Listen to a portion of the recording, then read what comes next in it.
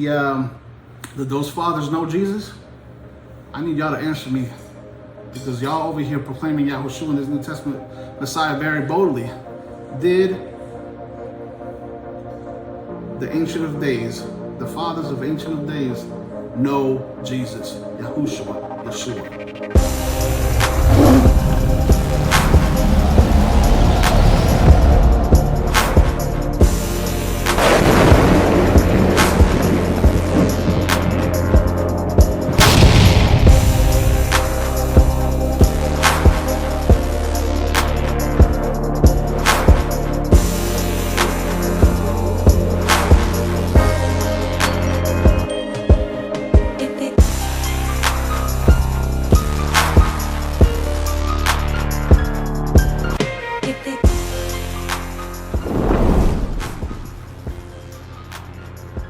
Shalom, shalom to all of Israel, the strangers that are all over the world, to those seeking the truth and are being called to be part of the remnant of YaHuWaH in these last days. Welcome. I want to start by giving all praise and glory, honor, esteem, majesty to the Holy One of Israel, YaHuWaH ALuWHiYM. So, today's lesson is going to be a good one, and as you guys seen in my previous lessons, I like to be concise and not take too much of you guys' time and give you the meat of the matter, like I always say. But before I get to this, we're gonna talk about some stuff that has been, how can I say, a little wacky as we've changed our stance into only serving YaHuWaH, not a New Testament Messiah. We have gotten, people talking smack, people doing this and doing that, calling us false prophets, whatever the case may be, whatever they want to call us. They even came up with a term, Toms. But I got some news for you guys that want to sit there and watch us. If you want war, we're gonna bring you that war. Or you can stop all the lunatic, crazy videos, especially one that likes to plaster his face all over the camera, talking about you weirdos. You know who I'm talking about. All you do is go off rants. You ain't bringing no truth. Sit your behind down and listen to the servants of YaHuWaH and what we got to say. And all those people following him, and all his subscribers need to subscribe with us, because he ain't bringing no truth. Over there making himself look like a crazy man. And there's others too. There's, I want to call them partners in crime. Think they bring in truth when it's taking them 3 hours to try to even attempt to bring a message, which is beyond me, because nobody's gonna sit there and watch 3 hours worth of nonsense. That's why you only got like what, 10 views, 15 views? You ain't bringing nothing. So I humbly ask that you all sit down and relax and let the servants of YaHuWaH go to work. So with that said, if you keep poking the bear and you want war, we're gonna bring that battle to you, and you ain't gonna like it. So, anyways, shifting gears, let's talk about what I'm gonna be bringing, guys. So we're gonna start with Genesis 1:1, the word Elohim, God. So we're going to see exactly what is that word Elohim. We're going to establish the foundation and go from there. So I'm going to go ahead and read it. Genesis chapter 1:1. In the beginning, God created the heaven and the earth. All right. That word God, Elohim, H430 in the New Testament. Christianity and those that believe in the New Testament messiahs say that that is a direct reference to the Son and the Father. I really don't know where they got that from, but that is 100% wrong. So let's go from there, and we're going to show you. So let's start with the first part of the word Elohim, which is El. Okay, and I'm going to post it up so you guys can see the definition, which means mighty one in the singular. I want you to hear that. Mighty one in the singular, great, all-powerful, strong, all-knowing. I will post this on the screen, like I said, so you guys can see it. I'm not making this up. So as you guys take a look at the screen, you guys now know what that first part, the first two letters of Elohim mean. We're going to keep this simple and precise and keep it moving. We ain't about wasting time here. So now let's look at the rest of the word. I will say that the word God, Elohim, is plural. Don't get too excited, because this is a direct reference to the plurality of his majesty, not in people. Okay? Majesty and power. And I will post this on the screen. You can see I took this from the Chaldean lexicon from the Blue Letter Bible. You will see there how it says, let's see, plural of majesty. I even underlined it in red. So what does majesty mean? Well, let's look. Let's see here. Majesty means magnificence, excellency, splendor. One word cannot describe the Father in totality. You hear that?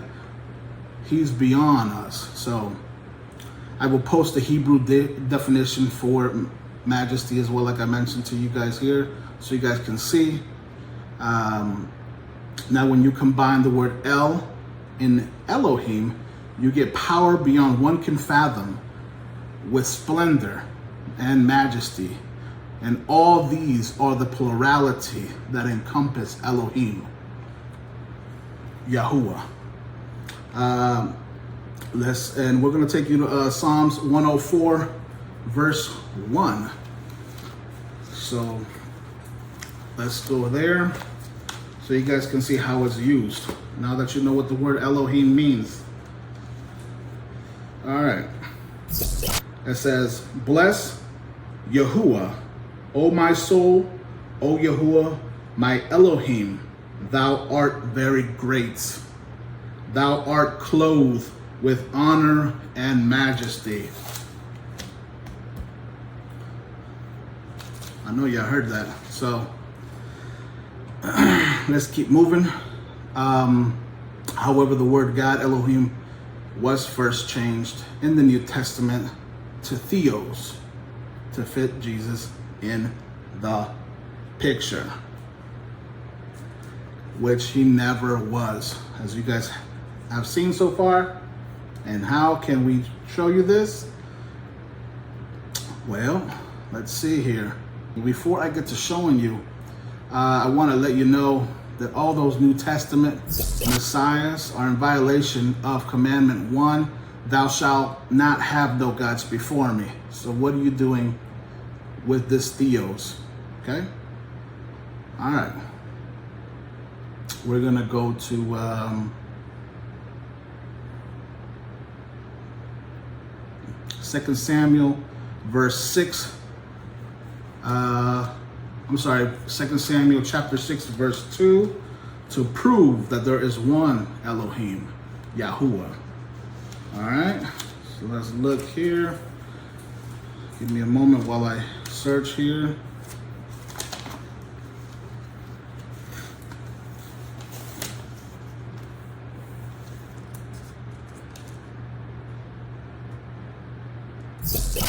All right, y'all ready for this? Listen closely. And David arose and went with all the people that were with him from Baal, if I said that right, if not, I apologize, of Judah, to bring up from thence the ark of Elohim, whose name is called by the name of YaHuWaH of hosts, that dwelleth between the cherubim. If Jesus wasn't here, why is his name not on the covenant? Why is it only YaHuWaH? Okay? For those getting all up on the camera, putting their filthy mouth, talking about weirdos. Come on now. It gets tiring watching that. The only reason they watching is because you're entertaining, and people like entertainment. You know what I'm saying? I'm trying to keep it civil here. But when you guys poking the bear, you're gonna get bit and chewed up, because what's happening is that you're going after other brethrens from KOI, Wise Life, but guess what? You can't mess with them and not expect us here at WOTR to stand beside them. So remember, they ain't gonna fight alone. All right, so y'all heard that. YaHuWah's name is on the covenant, no one else. YaHuWah's name. All right. Like I said, that's because there is no other God. Now, let me take you to Isaiah 45.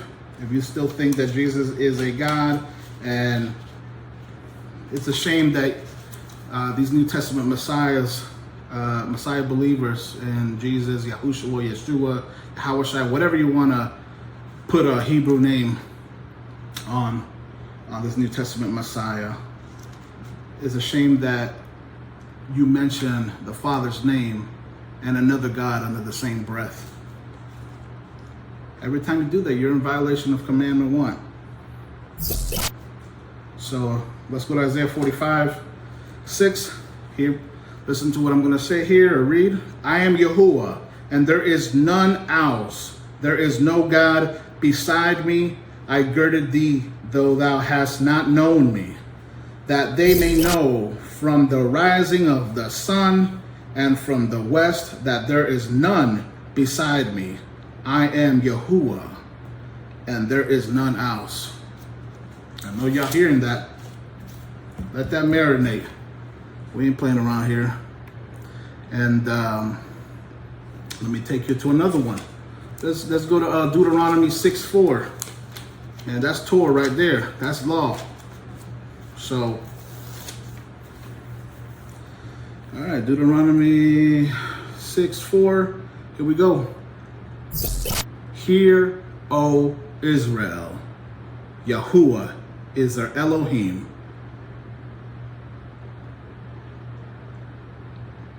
And is one. Okay? Hear, O Israel, YaHuWaH is one.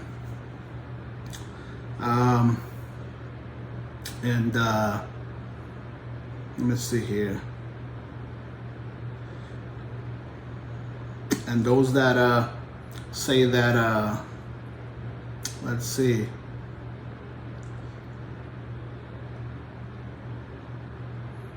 That Jesus, or this, I'm just gonna name this New Testament Messiah, that he's the mediator.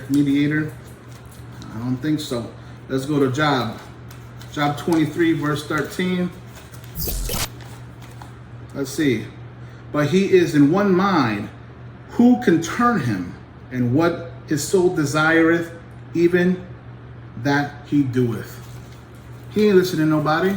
He's the Almighty Elohim. Why does he need somebody to tell him what to do, or intercede, or whatever? Come on now. All right. Let me go to Isaiah 42:8. Let's see what it says about YaHuWaH sharing his glory. I am YaHuWaH, that is my name, and my glory will I not give to another, neither my praise to graven images. Man, I hope y'all listening, because if y'all not, judgment is upon you. All right, now all those that accept the New Testament, you are entering into another covenant, a forbidden covenant that the Father told you never to do. If it's not with him, which is not, the New Testament is not of him, you're not to do it. So let's go to Exodus 23. Slicing and dicing. Exodus 23, 32 to 33. Thou shalt make no covenant with them, nor with their gods. They shall not dwell in thy land. He don't even want you in the land if you're doing that. Lest they make thee sin against me. For if thou serve their gods, here it is, hear it, I will surely be a snare unto thee. And then you must be wondering, well, we're not, in a new, doing that. But let me show you, because I got some New Testament for y'all too. Let's go to Luke 22. Luke 22, let's see here. Verse 20. Likewise, also the cup after supper, saying, this cup is the New Testament, which when you look under the Greek, that is a covenant, in my blood, which is shed for you. Man, still don't believe me? Let's go to 1 Corinthians 11:25. Let's see what this say. After the same manner, also he took the cup when he had supped, saying, this cup is the New Testament covenant in my blood. This do ye as often as ye drink it in remembrance of me. Every time you do that, you're remembering Jesus or the New Testament Messiah, and you're also violating Exodus 23, because you're not supposed to be in covenant with no other gods. Y'all better wake up. And I'm going through this quick. So, man, I know for many this might be shocking, this might be new. Sometimes you just got to spend a little bit of time reading. You know what I'm saying? I wasn't here overnight. I had to do studying too. Trust me, it's worth it. Now, I want everybody to listen here as I conclude this lesson. All those that are preaching Yahushua, Yahweh, Jesus, Yeshua, whatever you want to name him,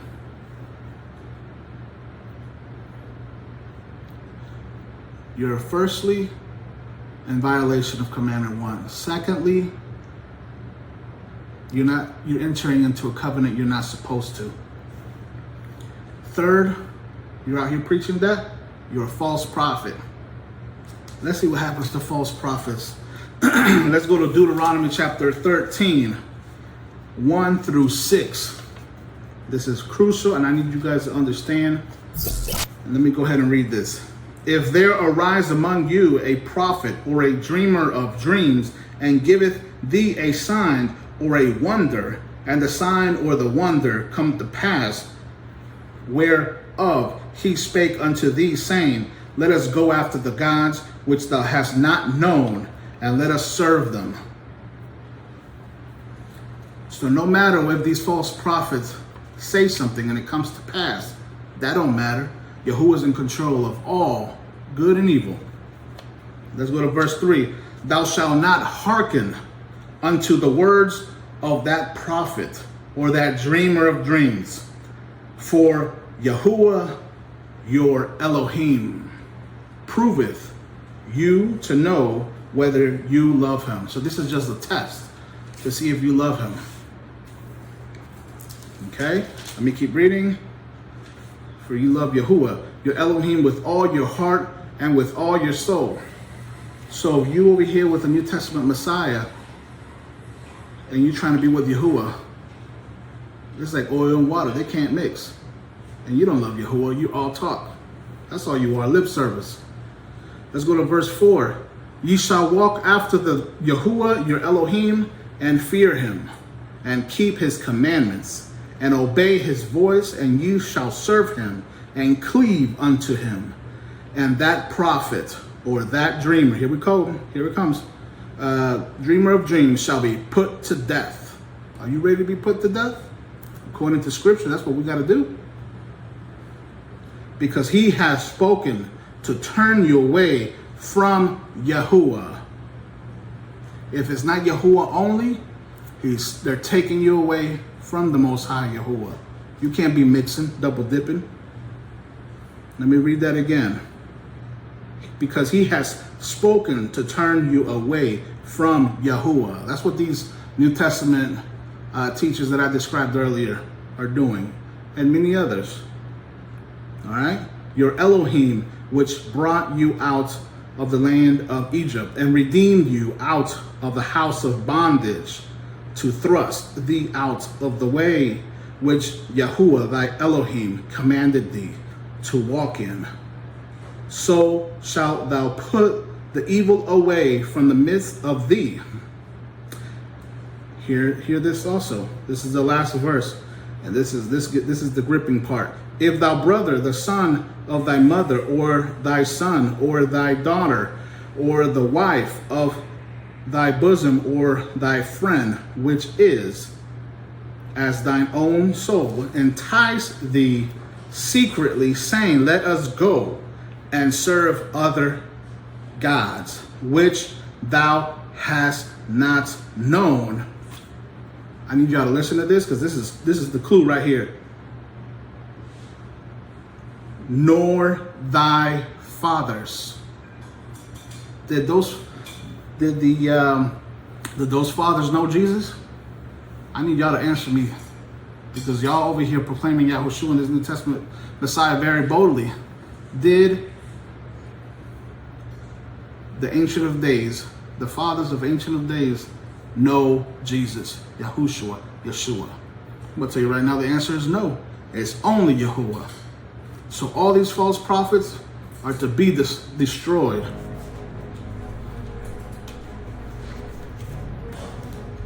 So, and then y'all need to wake up. Y'all need to wake up. Let me give you this last one, but this is particularly for those people that are trying to come for us.